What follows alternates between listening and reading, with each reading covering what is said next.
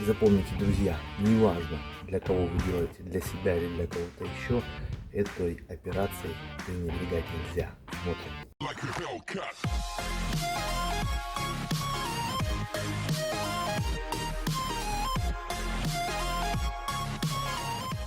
Задача непростая. Задача подобрать цвет, вот похожий на этот натуральный камень. Справлюсь ли я с ней? Смотрите дальше. Вот так получились мои камешки. Мне очень понравилось, заказчики безумно довольны. Попал, что говорится, в яблочко с цветовой гаммой. А как вам такая расцветка? Напишите в комментариях, похож ли этот камень на натуральный камень. Ну а сейчас будет подробное видео о полном процессе. Так как камень частично отошел, отваливался и держался очень плохо, пришлось его демонтировать. После демонтажа камешков обязательно нужно подготовить основание. В ролик это не вошло, но имейте это в виду. Так, друзья, значит, при послойном нанесении раствора на стену, что мы имеем? На что я хочу обратить ваше внимание. Вот у нас есть черновой слой. Многие спрашивают, нужно ли грунтовать его перед нанесением чистового. Отвечаю, не нужно. Это лишняя процедура. Тем более, если перегрунтуете, создастся здесь пленка, и это будет уже неприятность. Итак, достаточно хорошо этот раствор увлажнить. Проливайте его один раз, потом второй раз, ну, чтобы он был влажным. Бывают такие еще моменты, вот остаются, да, после гребенки, ну, какие-то части такие рыхловатые, их нужно счистить.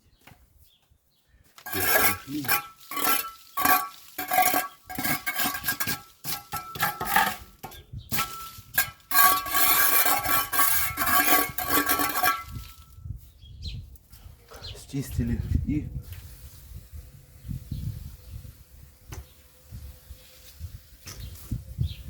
я проливаю уже третий раз. Я пролил один раз, второй раз и непосредственно перед нанесением проливаю третий раз водой.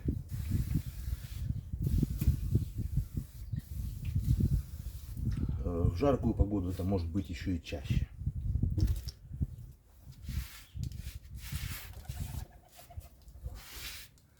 Проклеили скотч. Здесь видите один слой чистового керамического кирпича. Я зашел на него, потому что здесь был камень, здесь был герметик, в общем, он был испорчен, этот кирпич, и я его слегка подшкурил при подготовке всего основания и набил на него сетку. Таким образом черновой слой заходит у нас в вот этот шов. Вот такой алюминиевый профиль 10 на 20 миллиметров. Он нужен здесь для того, что если вы переживаете, что отмостка может гулять, значит, его нужно подложить, чтобы чистовой слой не лежал на отмостке.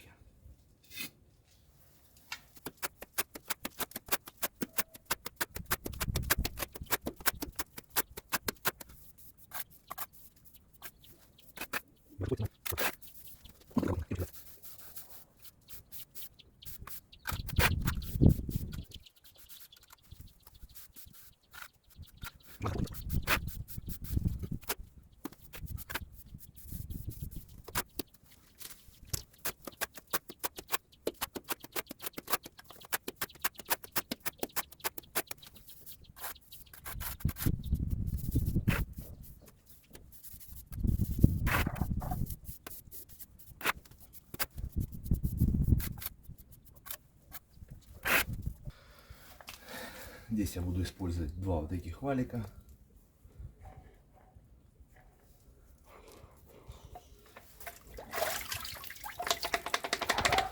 Увлажнили. Слой вы видите, чистовой слой около 10 миллиметров, 10-12 миллиметров. Этого достаточно.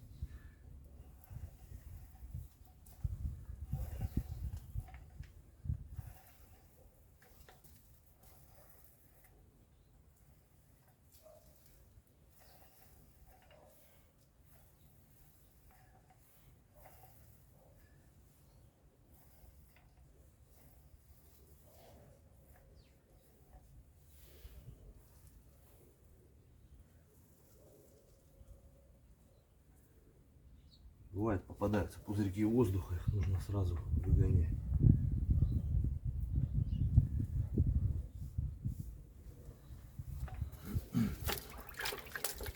Прокатали, валики, помыли.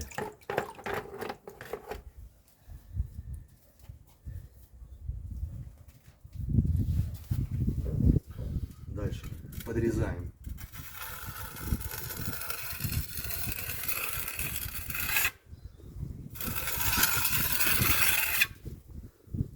Извлекаем. Вот так.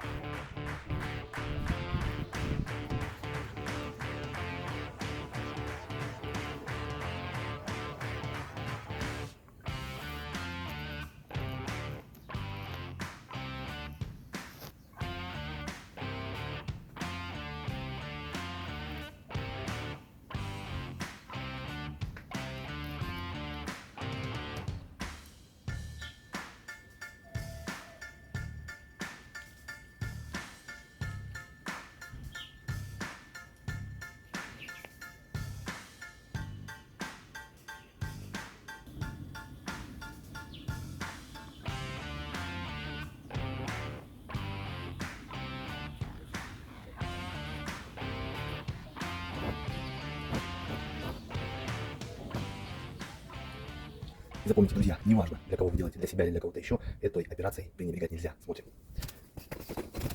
Я вот вам крупным планом покажу. После того, как сняли малярный скотч, мы видим, вот такие есть пустоты. Почистили, увлажнили, немного раствора.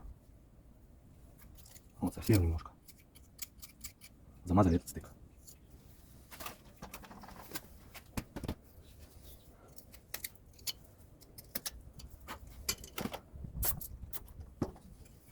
Можно замазывать хоть пальцем.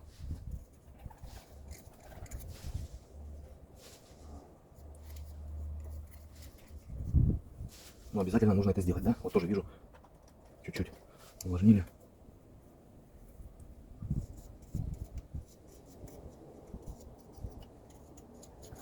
Замазали.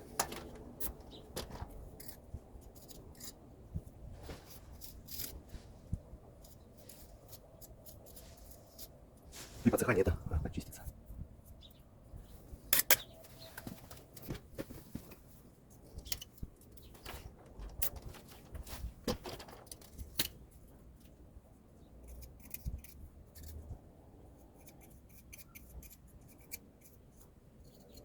Все излишки убрать. Очень важная процедура. На цоколях особенно. Что по стене течет вода большим потоком.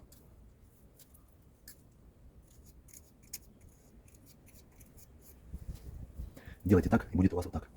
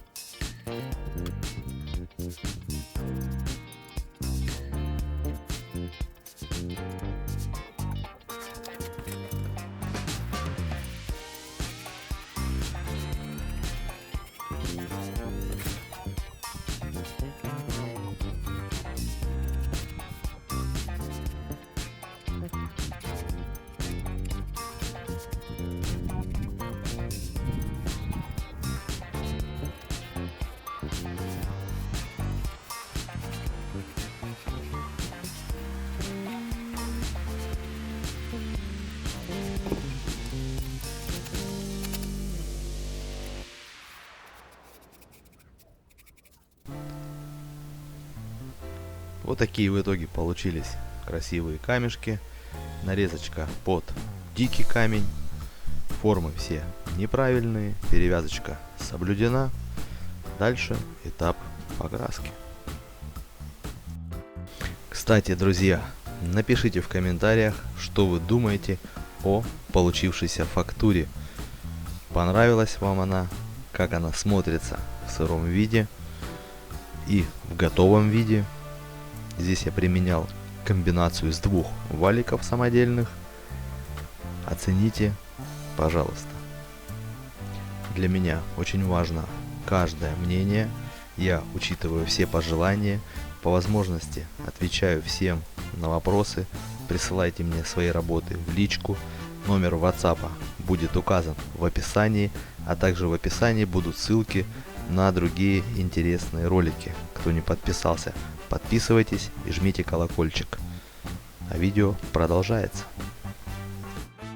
А вот так камешки смотрятся после прохождения базовым слоем в 2 этапа.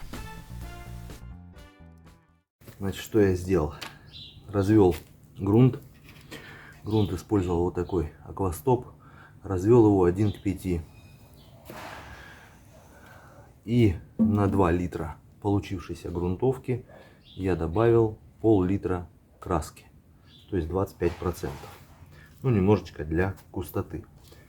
После чего в эти 2,5 литра было вылито 75 миллилитров палиш слоновая кость номер 36. И затемнял его черным колером. В данном случае я использовал Дали. Затемнял понемногу, где-то миллилитров 20 налил. Но если будете использовать черные колера палиш, то их нужно намного меньше, там 5, 10, может быть 15 миллилитров. Но нужно вливать порциями и смотреть, что получается. Вот такой получился грязно-болотный, такой серо-зелено непонятный цвет. Это будет основной цвет базовой подложки. Сюда, конечно, можно будет при необходимости добавить вот такой вот палевый цвет. Это такой грязно-зеленый. Ну или, например, немного можно вот оливковый или охра. У кого что есть. Немного, чтобы придать вот этой зеленцы. Но это я уже буду делать на втором слое. Сейчас первый базовый слой будет наноситься вот такой тон. Вот нанес, подождал 10 минут. Цвет приблизительно схватился.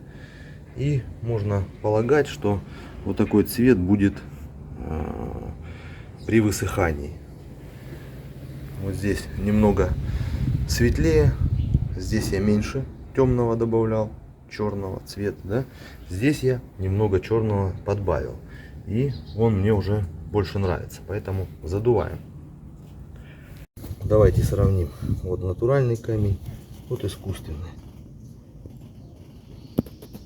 Ну, вроде похоже. Можно приступать. Итак, уважаемые зрители, снять по разным причинам у меня не получилось весь процесс. Я вам сейчас коротко все объясню. Слушайте внимательно. На видео я наношу базовый слой. Некоторые камешки выборочно через 1, через 2 я прошелся базовым слоем второй раз. Тем самым я их затемнил. Дальше некоторые камешки, опять же выборочно, на которых был только один слой, я добавлял в эту же самую базовую краску, назовем ее краской, да, грунтовка краска. Я добавлял оранжевый, коричневый, ну постепенно, да, разлил по маленьким емкостям, там по 200, по 300 миллилитров, и добавлял понемножку. В один оранжевый, в другой коричневый, в третий оранжевый с коричневым. И прошелся выборочно по камешкам. Таким образом у меня получились разнородные камни с легким таким разнородным оттенком.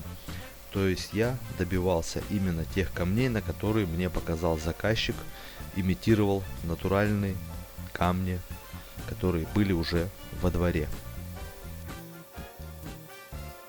Вот такой вот получился каменный цоколь. Оценивайте лайками, комментариями. Подписывайтесь, кто еще не подписан на канал. Смотрите всплывающие видео. А я, как всегда, желаю вам творческих успехов. До новых встреч. Пока.